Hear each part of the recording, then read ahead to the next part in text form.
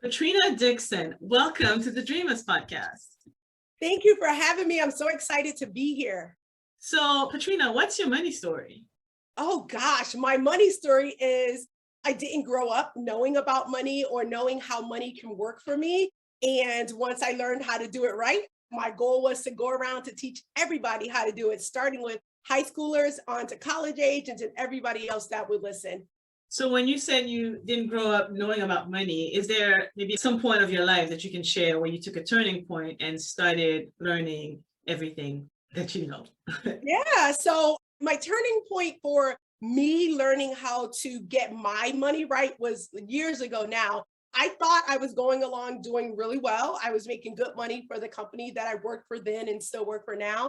And I had a mortgage, I had a car payment, I had tuition for my daughter in school, and I was paying those bills. And I had some credit cards, and I was sometimes paying them, sometimes not. I thought good credit was getting the credit card, not paying it and having a score, that was 720 and above. And then I started talking to some coworkers and hearing about various different things that they were doing, such as closing on their second home on the beach and things of that nature. And I started to wonder, like, wait a minute, I know I make at least the same, if not more in some situations than these other folks. I just wanted to do my money differently. I'm like, why is it happening? Why do I never have any more after I pay all the bills? I'm told I'm supposed to go to work, make good money, pay the bills. So I started becoming a student of personal finance. And I just learned all I could during that time. And once I started changing my mindset and the way that I handled my own money, I then wanted to teach everybody how to do it. So then I became certified. So then started a business and began to grow how I deliver personal finance within the finance community. So I guess my aha moment was figuring it out for myself. Once I learned how to do it the way that I do it now, I wanted to teach everybody that it's not really hard. It's about being equipped with the right strategies and tools, even with the same money that you are making today. So, you said something about changing your mindset when you started to learn more about personal finance. What Yes. are some other things that you did that were drastic from your financial habits prior to that shift? Yeah, one was just budgeting. I know it's that word that people don't like. They don't want to do it. It sounds restrictive.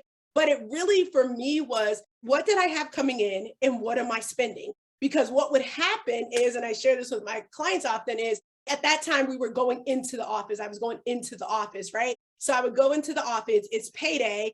On the way to work, I'm already spending some of my paycheck because I'm stopping at Starbucks. I'm dropping my daughter off to school. I'm going into work, and then I'm walking down to get my second cup of coffee with coworkers. Lunchtime, I'm spending again. I haven't even looked to see if my employer even directly deposited what they were supposed to. I just knew it was in there and I started spending it the morning of, right? So then it's like on the way home, instead of making dinner that night, I was a single parent at the time. My daughter and I are stopping at our favorite restaurant, getting something to eat. So I've already had like 4 to 5 transactions before I even looked to see if I even had the money that I was supposed to get. So I think budgeting and delayed gratification were two mindset shifts that I had.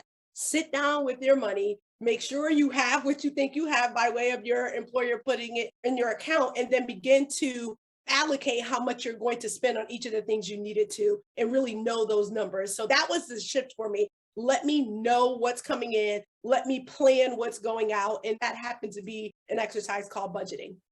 You have a full-time job, but you also earn money through a very interesting way. So, can you tell us a little more about that? Absolutely. So the way that you're talking about is affiliate marketing, which is some of the best passive income that I have. So affiliate marketing is simply this. It is you promoting others' courses, products, and services and receiving a specific link to do so. And then when anybody within your universe or squad of people purchase using that specific link, you earn money.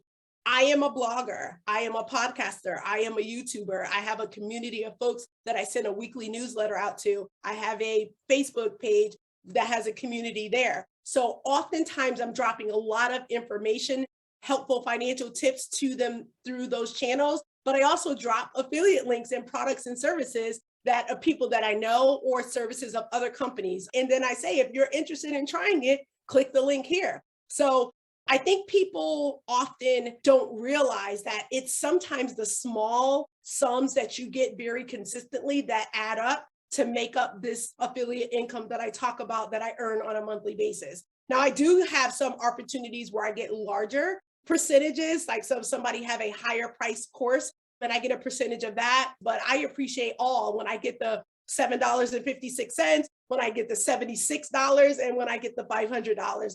All of those are great. That is simply that. Some people say to me, well, you have a community. I do, but in order for my community to be what it is, I had to start. So I had to start providing information regularly to build the community and have that know, like, and trust factor. And then they trust and like the things that I share with them on a regular basis. So when I share a tool, a resource, a service, a product, a course, they are at least intrigued, even if they aren't purchasers. So you have to continue to nurture the community that you have, and then eventually they will become purchasers of something that you put out to them.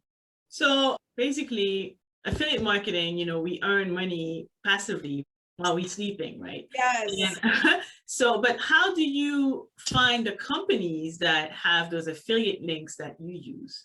There's many ways that I find it. I drop all that information in my course. So you want to check out Master Being an Affiliate. I also have affiliate relationships with various different people within the financial space. I go to a huge financial conference every year, and some of those folks offer courses, and we partner with one another, and I get a percentage of the courses that they make available. But I also, because of the network that I have of people that I'm an affiliate of, I also share that within my money. I call them the money makers, the people that have taken my course, so the students, because this is the thing that people need to understand. And this is why affiliate marketing is easy, and I call it fun, and it's great passive income, is people rather have a percentage of their course total, their product total, their service total, than 100% of none sold. So if somebody is really willing to give up between 20 to 30 to 40% of whatever their product or service costs in order to sell more, because they don't have access to your community. They may have access to their own community, and they sell to them all the time, but they give affiliate marketers a percentage of their particular course, service, or product because they want to sell more. So 60% of more is better than 100% of less. So that's how you have to think about it. And so earlier you said that to be able to generate revenue from affiliate marketing, you need to have a community, right? A community that will follow your advice and actually go in, register or subscribe to the service. What are some advice that you can share to help people build a community? Don't always sell. That's number one. Don't always sell. Provide information. People are looking for solutions to their problems, whatever it is. So if you're a nurse, what's important? What would be something that's helpful to you? Masks may be something that's for nurses or people that's out within the community. I am an affiliate of masks on Amazon. Masks is one thing that's within my Amazon store. I made so much money because so many people bought it. It was only a $9 item, but again, it was money that I made off of one video that I put on Instagram, in my Instagram story, and it sold like wildfire. And one day I wake up, I got this notification from Amazon of how much I made that particular month. So it's really about knowing your community, providing helpful tips all the time, dropping in the affiliate every now and then so you're not selling. And then the other tip is when you do choose to sell, so talk about the product or service and put your specific link, you want to make it like another tip that you're giving them. Example, be a resource for solutions.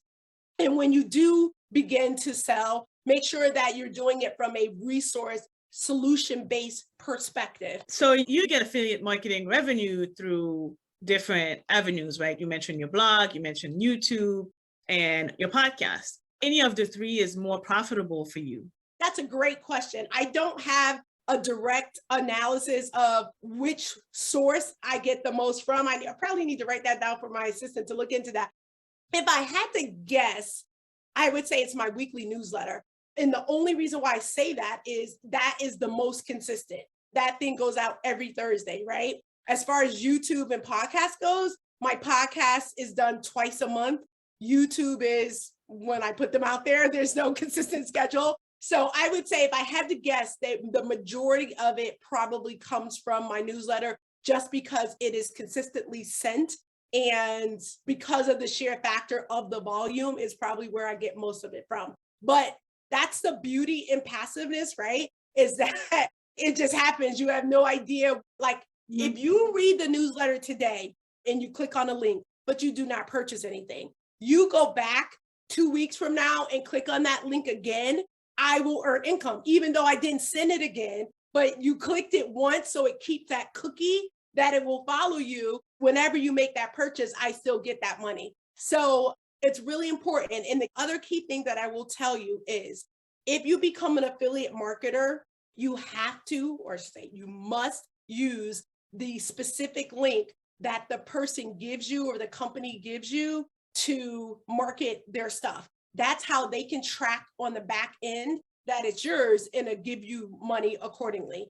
And then I also encourage you, when you have affiliate relationships, try to have affiliate relationships with people that actually have some sort of dashboard where you can see how much money you've earned, and not just how much you've earned, but how many people has clicked it. So for example, if you have an affiliate relationship, just say with my course, and you see that, okay, maybe 50 people click the link and only 2 purchase, why aren't those other 48 purchasing? Maybe it's how you said it. So they're interested, they got there, or maybe you can talk to the person. Maybe it's something on their site that is not getting people to actually convert to a sell. So anyway, definitely look at your analytics to help you for each time you try to promote a particular item. Any other ways that you can share with us that people can use to generate affiliate marketing revenue? Oh yeah, absolutely. I don't know if you all get this now, but I get a lot of text messaging. A lot of people now, they're collecting email addresses as well as phone numbers. So even if you don't have a fancy system that collects phone numbers and email addresses, if you have a cell phone, you probably have contacts in there. Therefore, you have a community because you know people who you stored their phone number for whatever reason. You can simply use your cell phone for the same reason. For example, Anne, I know you. Anne, I know you're in a financial space. Anne, I know you like FinCon. So if I was an affiliate of FinCon and I have your phone number in my phone, I'd be like, Anne, are you going to FinCon? If not, the tickets are about to end, the sale, the discounted price is about to end. Click this link so you can get a discount. I'm an affiliate. I just sent you a text. I do not want people to refrain from considering affiliate marketing if they don't have a blog, if they don't have a podcast, if they don't have YouTube. It does not have to be that fancy. Does that help? Absolutely. But you have to start somewhere. And procrastination is only, we know that's the killer of a lot of dreams. So you can text. If you don't have a fancy email system, consider MailChimp. MailChimp is free for a certain amount of emails. And that's one way. Or if you just have a Gmail and you have email addresses, people that you know, send them an email. And then once they respond to that email that they're okay with being on your list, then that's how you begin to grow your list. So there's numerous ways for you to get started, even if you don't have a locked and loaded community right now. Begin to build it right now. So you said you discovered affiliate marketing back in 2021, right? So how long did it take for you to start earning money? Oh my gosh. So as little as 2 months. Now, again, the caveat is I have a community. I was already selling to the community my own stuff, right? I didn't know the beauty of selling other folks' stuff, right? Until I became an affiliate marketer. So I would say about 2 months was when I got my first affiliate income in. It wasn't the largest, but it was money that, oh my gosh, all I did was put a paragraph in my newsletter and boom, this stuff started happening. So there's many different ways for which you can earn it. So within 2 months, I earned income. And then, like I said, I had several 4-figure months, 4 figures a month from passive income, not my course, not my business, not my main revenue generating item. From just links within items, I was earning 4 figures a month. So my goal for 2022 to have at least 3 5-figure months. Hasn't happened yet, but we'll see. And as you are starting out, you may not have 4-figure months. You may make $100. You may make $600. $600 or $100 is more than no dollars just from hitting send. So think of it. If you are watching this, you YouTube. If you are listening to this, you listen to podcasts. If you have a cell phone, you have contacts in your phone, and you're probably on social media, one of the platforms. So you have a way to begin earning. You just need to execute on things that you may learn. So you have a full-time job, you have a business, a financial education business, everything that you do to get affiliate revenue, right? How do you manage everything? Oh my gosh, a team. I have a team around me, and this is how I define it. I work a 9 to 5. I get up really early. I get the work out to them that I would like for them to do. Some things are on autopilot because every Thursday is the newsletter. And then in the middle of the day, if I'm not, on a podcast or doing a podcast, I'm connecting in with them. And then they leave me stuff to do for the evening. So because they work within the business while I'm working for my employer, that's how I've been able to manage it for now 6+ years. So it's a team. I have a virtual assistant. I have an operations manager that handles everything associated with my podcast. And then I have an intern that works on everything associated with my YouTube channel. That's how I make it work. The army of people around me are fantastic. They support that. And I always tell business owners, I know this is a different topic, but I know my lane of genius. My lane of genius is personal finance and talking about personal finance. I can go and I have a presentation always when I'm in a room, but I know the words I want on the page. Making them look pretty, that's not me. Like, I know the sign behind me. I wanted my picture. I wanted my book. I wanted to look youthful, but making it come together like that, that's not my lane of genius. So I always hire for the areas that I have weaknesses in. So it's always important to know your strengths and your weaknesses, and either hire if your business can afford to do that for your weaknesses, or have a system to be able to supplement for what you do not know how to do well, or don't have it a part of your business. Whichever makes sense for you. 6 years in, right, as a business owner, you didn't Yes. always have a team. So I'm curious to hear, like, earlier on, how were you managing everything? Like this.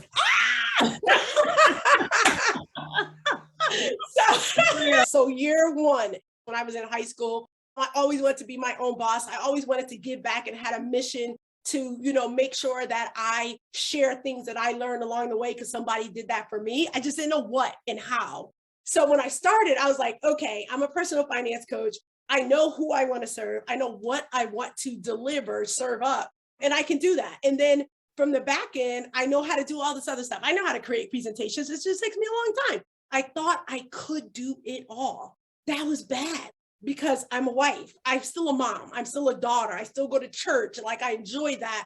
I like to walk outside in my neighborhood. I was not doing any of those things well because I had this business that I need to, when I shut down work, I needed to get it done. And sometimes, like on my lunch, I was not eating because I was doing a show. I was creating the newsletter, whatever it was. It was not great. So I then, by way of somebody else telling me, you cannot have it completely consume you like that because you're running on 1,000 and you're not really giving anything the attention that it needs. And when I would go back and look at things that I created, content that I created back then, errors, not to even say I won't have an error today, but there were errors because nobody was editing. I was editing. And then shows that I was doing, once I was done, I would hit publish. Like, I had nobody go back and take a look at them. So I then had to step back and say, okay, the money was coming in, the business was making money. I had started it with my own savings that I had prepared for it, but then it started to make its own money, right? And I'm like, okay, what I need to do is identify where I need help.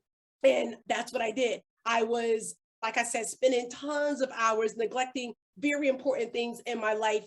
Not completely, but I wasn't giving it the sort of attention that I should. And I said, okay, so I started with an intern, and then that intern did a lot of different things. So almost took everything off my plate and did. That wasn't the right thing. And then as I grew, I'm like, okay, what other things do I need? And I thought about specializing. Instead of having one person touching all of these things, let me have one person doing the podcast, one person doing the YouTube, one person focusing on content. So that's what I ended up doing. And a bookkeeper. I have a bookkeeper as well. And, when I did that, I got time back in my day. So that took me a complete 12 months to figure that out. And and then here I am. And when the pandemic happened, because I actually had a physical office that the team would go inside. When the pandemic happened, that was a shift in my business. And even for what I do as the core business, going out doing these workshops. So the revenue changed, and I had to figure out, how do I evolve? Because people don't like to use the word pivot anymore. How do I evolve the business? How do I scale the business so that I can maintain? And then that's when the courses came about. That's when I began to learn more technology, and then bring on different components within the team to support where we are now. So yeah, so full 12 months, person by person by person, I brought on, and through grant opportunities that I received as well, helped the business sustain to where it is now. So I always end the interview with a round of rapid fire questions. Yeah, Tell me let's about, go. tell me about a book that changed your perspective on life. Oh, on life, huh? Oh, let's see. I'm going to go the business route. Profit First. Profit First was one of the books that changed my perspective on the life of business, and how you can profit first, earn money first before you pay for other things. So always take something off the top for yourself. So profit first. What's the one thing about money you wish you could tell your younger self? Start saving a little bit of everything that you earn, even from an allowance standpoint. What's the best investment in yourself you've made so far? Best investment is each year I ensure that I pay for training for myself so that I could be a better resource to the people that I serve.